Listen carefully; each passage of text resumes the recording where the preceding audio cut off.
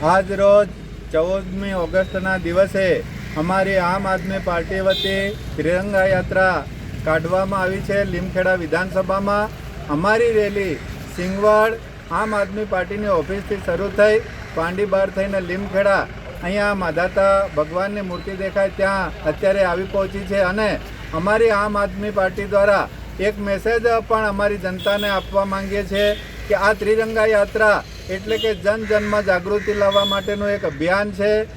ભ્રષ્ટાચાર મુક્ત અમે ભારત ઈચ્છીએ છીએ, ટકાવારી મુક્ત અમે ભારત ઈચ્છીએ છીએ, સાથે સાથે શોષણખોરી મુક્ત ભારત ઈચ્છીએ છીએ।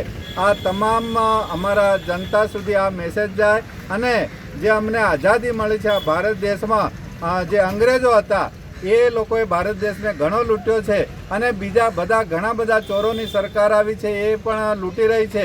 તો એવામાંથી અમારા દેશને મુક્તિ મળે એના માટે અમે જાગૃતિ માટે આ ત્રિરંગા યાત્રા કાઢી છે અને આ ત્રિરંગા યાત્રા દ્વારા અમે જનતાને અપીલ કરીએ છીએ કે જાગો અને પોતાની લોકશાહી બચાવો, લડત આપો અને આ લોકશાહી બચાવવા માટેનું અભિયાન છે।